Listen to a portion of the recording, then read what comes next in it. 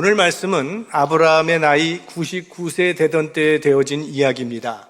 창세기 16장에 이스마엘이 출생할 당시 아브라함의 나이가 86세였으니까 이스마엘을 낳고 13년이 지난 때입니다. 성경은 이 13년에 대해서는 침묵하고 있습니다. 마치 아무것도 기록할 만한 것이 없는 것처럼 그렇게 취급을 합니다. 그렇게 13년이 흐른 후 오늘 본문은 이렇게 시작을 합니다. 1절 말씀을 보면 아브라함의 99세 때에 여호와께서 아브라함에게 나타나서 그에게 이르시되 나는 전능한 하나님이라 너는 내 앞에서 행하여 완전하라. 하나님께서 아브라함을 찾아오셔서 말씀을 하시는데 두 가지 말씀을 하십니다. 첫째는 나는 전능한 하나님이라. 이 전능한 하나님이 우리가 익숙히 알고 있는 히브리어로 엘샤다이, 불가능이 없는 하나님, 모든 것이 가능한 하나님이라는 그런 뜻이죠. 우리 인간들은 약속을 했다가도 지킬 수 없는 상황이 벌어지면 지키지 못하는 능력에 있어서 제한적인 존재입니다. 그러나 하나님은 한 번 약속을 하시면 무슨 일이 있어도 반드시 지키시는 능력에 있어서 전능하신 엘샤다이 하나님이라는 거예요. 이제 아브라함의 나이 99세입니다. 사레의 나이는 89세입니다. 이제는 사람의 힘으로는 자식을 생산할 수 없는 그런 나이가 된 거죠. 도리가 없는 겁니다. 지금 그런 생각에 사로잡혀 있는 아브라함을 하나님께서 찾아오셔서 나는 전능한 하나님이라 이렇게 선포하시면서 아브라함과 처음 세웠던 그 언약을 다시 상기시키시고 계신 것입니다. 자, 그 다음에 너는 내 앞에서 행하여 완전하라 이런 말씀을 하시는데 이 완전이란 단어는 이스라엘 백성들이 하나님께 제사를 드릴 때는 흠이 없는 제물을 드리게 되는데 그 흠이 없다라고 하는 그 단어가 완전입니다.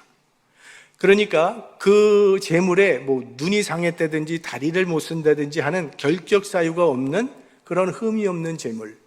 지금 하나님께서 아브라함에게 하나님 앞에 바치는 제물과 같이 흠이 없는 삶을 살라고 하시는데 이건 물론 완전 무결한 삶을 말하는 건 아닙니다. 누구도 하나님 앞에서 완전 무결한 삶을 살아갈 수는 없습니다. 단지 하나님께서 받으실 만한 거룩한 산 제물로 살아가라는 그런 말씀이죠.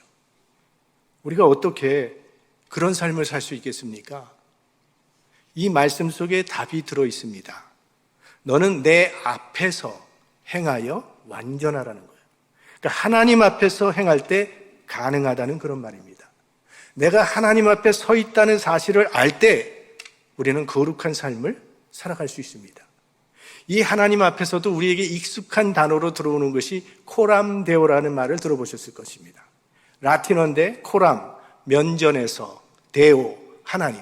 그러니까 하나님 면전에서, 하나님 앞에서 하나님이 나를 지켜보고 계시다는 그러한 임재를 의식하는 생활을 말하는 것입니다.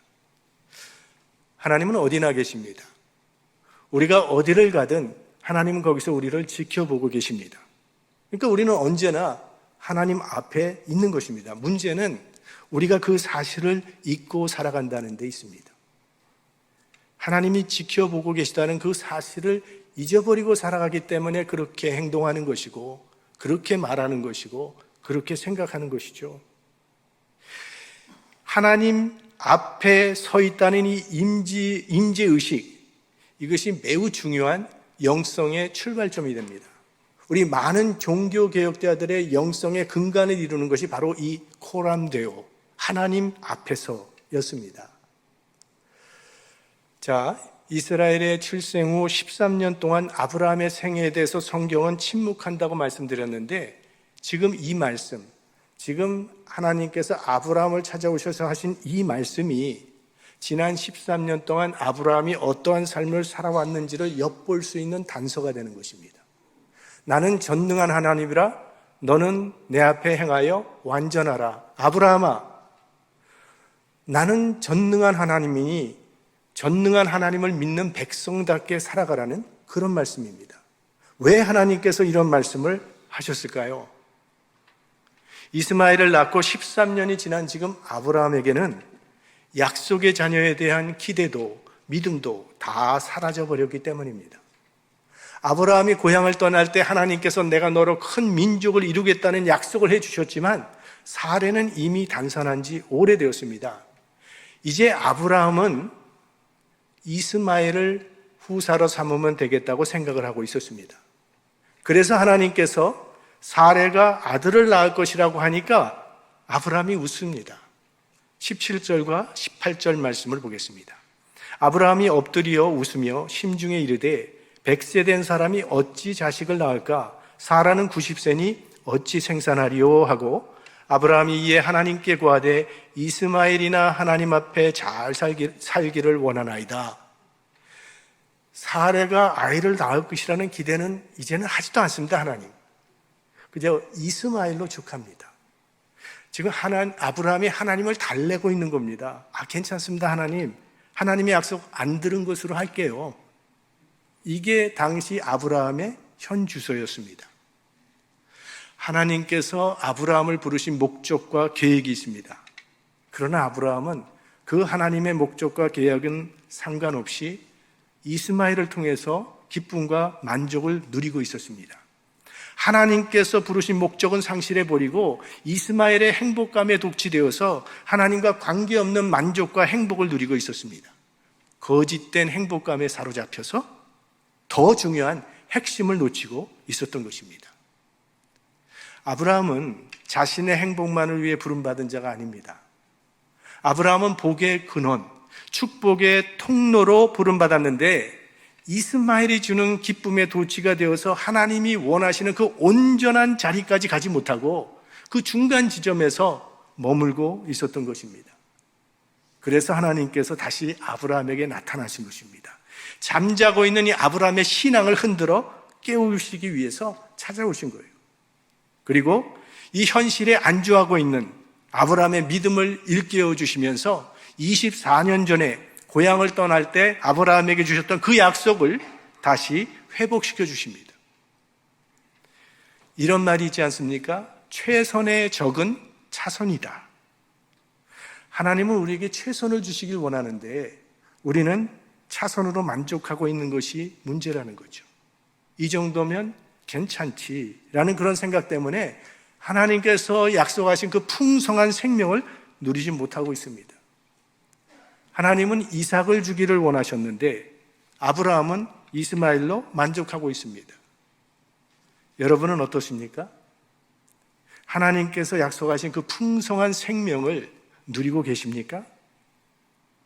아니면 다 그런 거지 뭐 이 정도면 됐어 이렇게 스스로 위로하며 살아가고 계십니까? 하나님은 우리가 차선의 자리에 머물고 있을 것이 아니라 주님이 원하는 그 지점까지 오기를 원하신다는 겁니다. 요한복음에 보면 베데스다 연못에서 38년 동안 중병을 앓고 있던 한 병자를 예수님께서 찾아오시는 이야기가 나옵니다. 예수님께서 그 병자에게 무슨 질문을 하시냐면 내가 낫기를 원하느냐 이렇게 말씀하십니다. 아니 병자에게 이거 아주 이상한 질문 아닙니까? 예수님께서 이렇게 질문하신 이유가 있다고 생각합니다. 이 환자는요 38년이란 긴 세월 동안 병자로 살았기 때문에 그렇게 누워 사는 것이 익숙해진 사람이에요. 사람들의 동정을 사서 얻어먹는 일이 습관화된 사람이라는 겁니다. 그러니까 예수님의 눈에 이 38년 된 병자는요 낫기를 원하는 마음조차 없는 상태로 보였던 것 같습니다. 그래서 네가 정말 낫기를 원하느냐? 진정으로 원한다면 일어나서 자리를 들고 걸으라. 그러면 걷게 될 것이다. 그 말씀대로 그 사람은 자리를 들고 걸어갔습니다. 간혹 나는 믿음이 좀 좋아지기를 원하는데 잘 안 됩니다 라고 말하는 분들이 계신데 어쩌면 그 사람의 마음속에는 믿음이 좋아지는 것을 두려워하고 있는지도 모릅니다. 제가 신학교에 갔을 때 첫 번 클래스에서 교수님이 이런 질문을 했습니다. 우리 신학생들에게 천국이 있다고 믿는 사람 손 들어 보십시오. 100% 다 손 들었어요. 신학생들인데. 그 다음에 두 번째 질문, 천국에 가기 원하는 사람 손 들어 보십시오. 100% 또 다 들었습니다. 세 번째, 지금 당장 갈 수만 있다면 가고 싶은 사람 손 들어 보십시오. 한 명도 안 들어요. 우리 자신에게 물어볼 필요가 있습니다. 나 정말 하나님 원하시는 그런 삶을 살기를 원하고 있는가? 아니면 그저 여기가 좋사오니 이대로 그럭저럭 그저 살기를 원하고 있는 것인가? 지금 내가 있는 이 익숙한 곳에서 평안을 얻으려고 할 것이 아니라 하나님이 원하시는 그 자리에까지 일어나 걸어야 한다는 거예요. 걷고자 하는 마음만 있다면 우리 하나님께서 걷게 하실 것입니다. 자, 이스마엘로 만족하고 있는 이 아브라함에게 하나님께서 말씀하시는 거예요. 나는 엘샤다이, 전능한 하나님이라 너는 내 앞에서 행하여 완전하라. 왜 믿음이 없이 흔들리고 있느냐? 내가 아들을 주겠다고 하면 주는 것이지 사라가 단산한 것과 내가 아들을 주겠다고 하는 것이 무슨 상관이냐? 흔들림 없이 믿으라고 하나님이 말씀하시는 거예요. 전능하신 하나님을 우리의 생각으로 제한하지 말아야 합니다. 하나님은 우리의 제한된 생각을 초월하여 역사하시는 전능하신 하나님이심을 믿어야 합니다. 아브라함은 24년을 기다리다가 지쳤습니다. 그래서 포기했어요. 그러나 하나님은 포기하지 않았습니다. 아브라함은 끝났다고 생각했는데 하나님은 끝나지 않았습니다. 그래서 아브라함에게 주셨던 그 약속을 다시 새롭게 하십니다. 4절, 5절 말씀을 봅니다. 내가 너와 내 언약을 세우니 너는 열국의 아비가 될지라. 이제 후로는 내 이름을 아브라함이라 하지 아니하고 아브라함이라 하리니 이는 내가 너로 열국의 아비가 되게 함이니라. 아브라함과 언약을 새롭게 하시면서 그의 이름을 바꿔주십니다. 더불어 사례의 이름도 바꿔주시는데 성경에 보면 이름을 바꾸는 이야기가 종종 나오는데 이것은 그 사람의 생의 획기적인 전환을 나타내는 것입니다. 야곱이 이스라엘이 되는 것처럼 사울이 바울이 되는 것 같은 변화를 말하는데 원래 아브라함의 이름이 아브람이라고 했습니다. 아브람, 이건 존귀한 아버지, 높임을 받는 아버지. 그러니까 가족으로부터 높임을 받는, 인정을 받는 존귀한 아버지, 이런 뜻입니다. 그런데 하나님께서 아브라함이라고 했습니다. 아브라함은 열국의 아버지, 무리의 아버지, 그러니까 많은 민족의 아버지라는 그런 뜻입니다. 그 다음에 사레라고 하는 뜻은 나의 공주입니다. 그러니까 아브라함의 공주라는 그런 좁은 의미를 갖고 있는데 사라는 공주입니다. 넓은 의미에서 열국의 어미가 된다라는 그런 뜻으로 하나님께서 이름을 바꿔주셨습니다. 그러니까 하나님께서는 아브라함이 한 가문의 존귀한 아버지만이 아니라 많은 민족들에게 영향을 미치는 열국의 아버지가 되는 그런 사명으로 부르신 것입니다. 모든 족속이 너로 인해 복을 얻는 복의 근원이 되리라는 이런 말씀이에요. 그러니까 하나님은 아브라함을 보시지만 그 아브라함을 통해서 열방과 민족을 보고 계셨다는 겁니다. 이것은 아브라함만이 아니라 아브라함의 후손인 우리 모두에게 주신 사명이기도 합니다. 하나님은 우리가 자식들 잘 키워서 자식들과 함께 잘 살고 잘 먹는 개인적인 존귀함을 누리라고 우리를 부르신 것이 아닙니다. 우리는 복의 근원으로 부름받은 사람들입니다. 나를 통해서 한 사람이라도 더 생명을 얻고 한 사람이라도 더 안식을 누리는 삶을 살아가도록 부름받은 사람들이라는 거예요. 주님은 우리를 통해서 영원히 잉태되고 양육되는 것을 기대하십니다. 그러니까 우리 때문에 우리의 이웃들이 복받기를 기대하신다는 거예요. 이것이 우리를 부르신 하나님의 목적이요 사명입니다. 근데 오늘 본문에 굉장히 많이 나오는 단어가 하나인데 언약이라고 하는 단어가 13번이나 나옵니다. 그것도 그냥 언약이라고 하는 게 아니라 내 언약이라고 말씀하세요. 그러니까 약속의 주체가 내 하나님이라고 하는 것을 재차 강조를 하십니다. 무슨 뜻이겠습니까? 하나님의 언약이므로 전능하신 하나님께서 이루실 것이라는 말씀이에요. 믿음이 오르락 내리락 하는 이 아브라함을 보면 아브라함에게는 그럴 힘도 없고 그런 자격도 없는 사람이지만 하나님께서 아브라함에게 은혜를 베푸시고 아브라함과 동행해 주시면서 아브라함을 믿음의 조상으로 세워주시겠다는 그런 말씀입니다. 내 언약. 지금 우리는요, 이 하나님의 언약이 아브라함에게 그대로 이루어졌음을 알 수 있습니다. 민족적으로만 봐도 아브라함은 이삭을 통해서 이스라엘 민족의 아버지가 되었죠. 또 이스마엘을 통해서 아랍 족속의 아버지가 되었습니다. 그보다 더 큰 의미는 종교적인 의미입니다. 모든 믿는 자들의 아버지가 되었어요. 아브라함은 기독교와 유대교와 이슬람교는 전혀 다른 종교입니다. 같은 종교가 아닙니다. 그럼에도 각각 다른 종교를 믿는 사람들이 모두 아브라함을 믿음의 조상이라고 부르고 있습니다. 우리들도 그렇고 이슬람교도도 그렇고 유대교도도 마찬가지예요.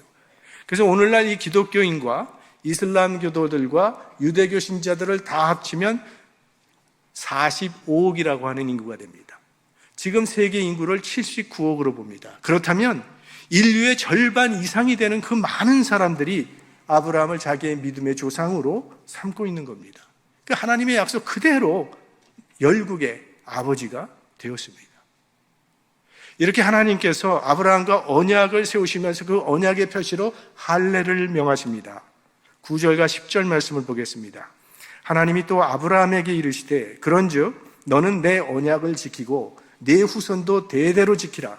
너희 중 남자는 다 할례를 받으라. 이것이 나와 너희와 너희 후손 사이에 지킬 내 언약이니라. 할례가 뭡니까?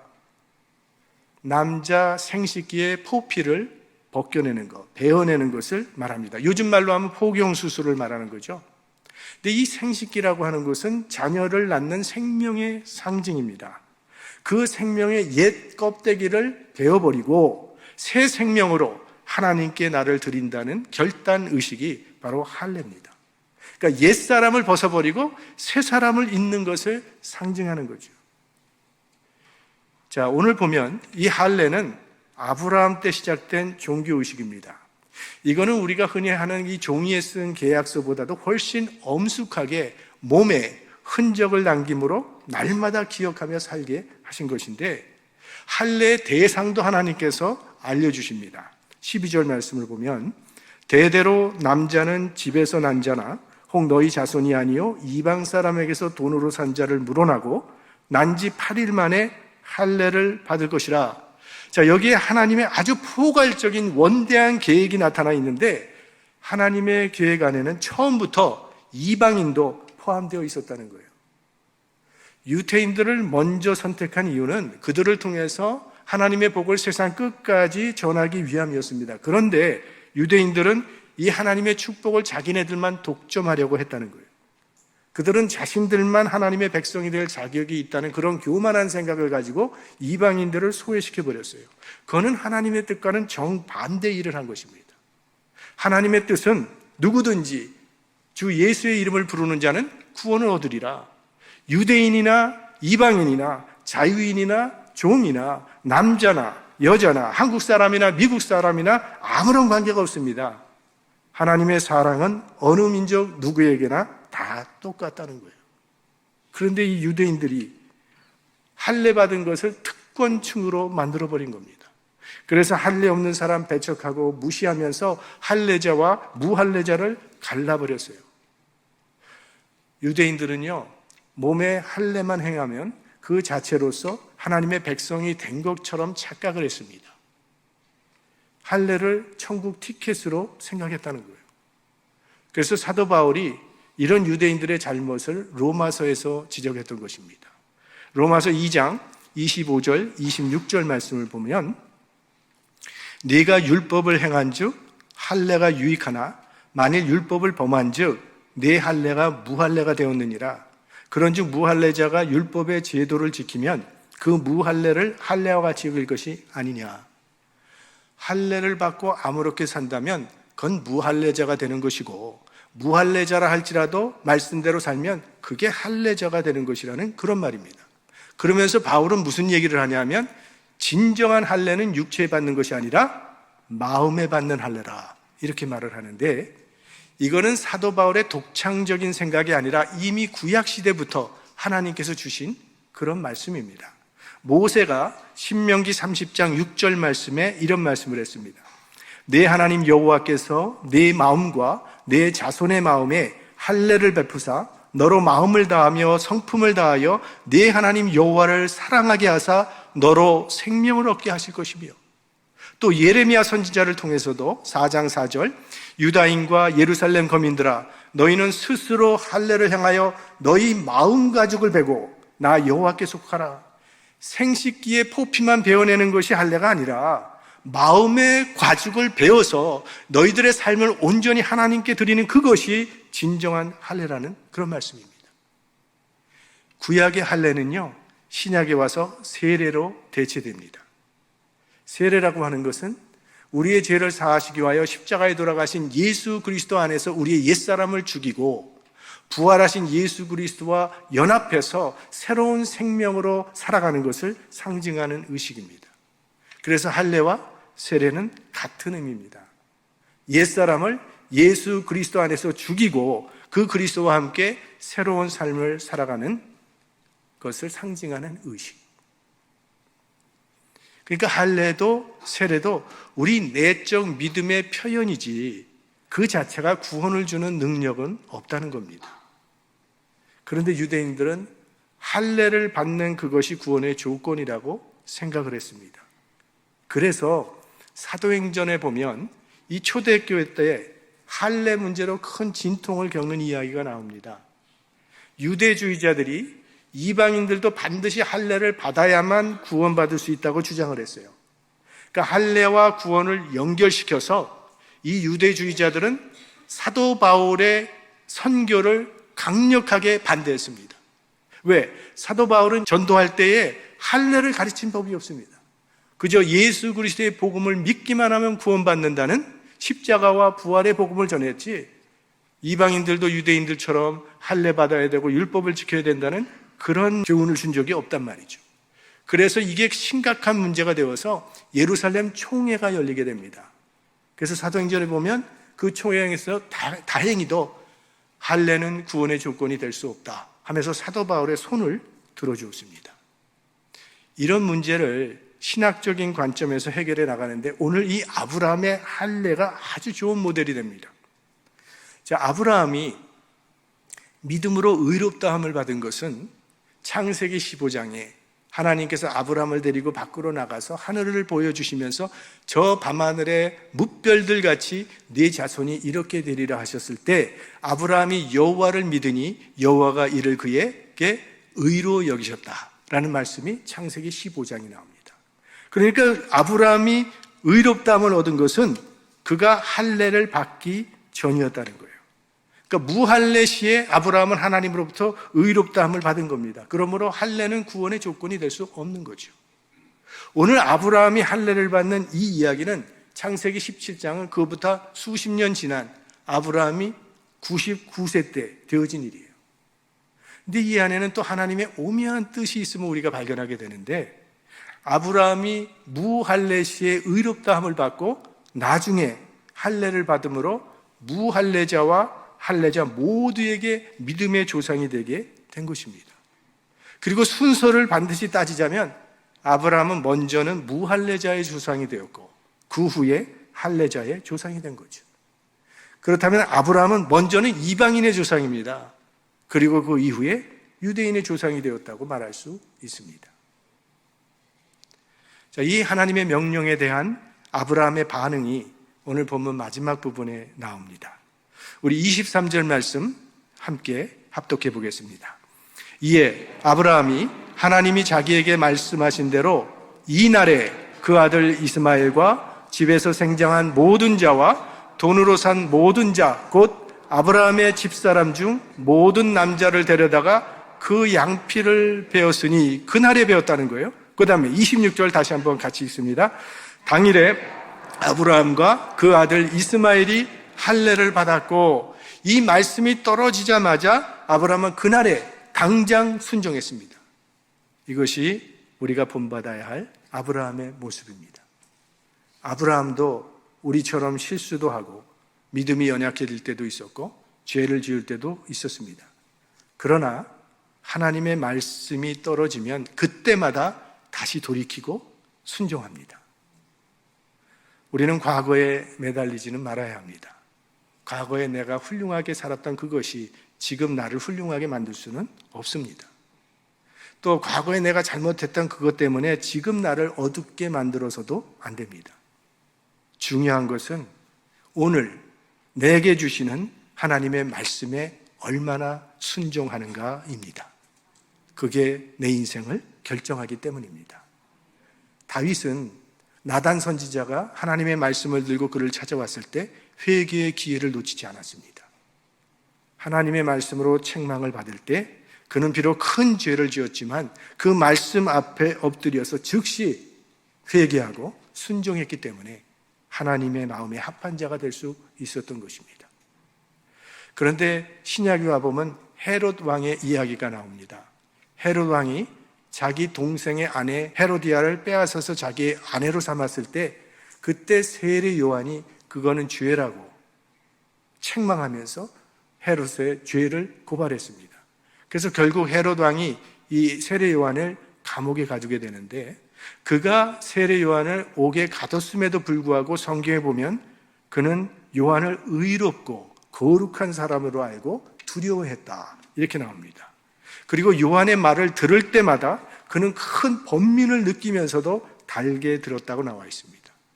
그러니까 자기 감옥 속에 가둬놓고 이따금씩 세례 요한을 불러내어서 하나님의 말씀을 들었습니다. 그때마다 요한은 한치의 타협 없이 헤롯의 죄를 책망했다는 거예요. 그러면 헤롯은 속으로 그거 맞다, 네 얘기가 맞다고 동의하면서 아마 눈물도 흘렀을 것이고 번민하며 갈등했다는 거예요. 그러나 순종치는 않았습니다. 회개하지는 않았습니다. 그 많은 기회를 놓쳐버리고 결국 구원에 이르지 못합니다. 우리가 왜 하나님의 말씀을 듣는 것입니까? 듣고 순종함으로 삶의 열매를 얻기 위함입니다. 하나님의 말씀을 잘 듣는다고 하는 것이 우리의 청력이 발달되는 것을 말하는 건 아니지 않습니까? 순종하는 것을 말하는 거죠. 아브라함은 즉시 할례를 행함으로 하나님의 말씀에 순종했습니다. 이것이 우리가 본받아야 할 점입니다. 말씀을 마치겠습니다.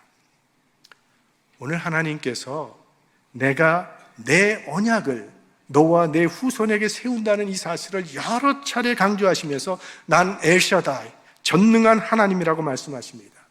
전능하신 하나님께서 깊이 있고 이 약속이 이루어지도록 하시겠다는 말씀이에요. 그렇다면 우리에게 요구되는 것이 있다면 믿음과 순종뿐입니다. 어떤 목사님이요, 성도들에게 하나님의 말씀대로 믿고 따르라고 설교를 했더니 설교 끝난 후에 한 성도가 오셔서 그러더랍니다. 목사님이 세상을 너무 몰라서 그렇습니다. 그랬더니 목사님이요, 아니요, 성도님이 하나님을 잘 몰라서 그런 겁니다 했다는 거예요. 오늘 내 삶이 어려움에 있고 고난이 있더라도 이 언약을 이루시는 주체가 엘샤다이, 전능하신 하나님이심을 믿는다면 하나님께서 주신 언약이기 때문에 하나님께서 반드시 이루실 것을 믿는다면 우리들도 아브라함처럼 하나님 앞에서 믿음과 순종의 삶을 살아가는 것이 합당한 태도일 것입니다. 우리 하나님 앞에서 믿음과 순종의 삶을 살아갈 때 하나님의 때에 하나님의 방법으로 우리를 통해서도 하나님의 뜻을 이루실 것입니다. 이런 믿음과 순종을 하나님께서 우리 모두에게 더하여 주시기를 주의 이름으로 축원합니다.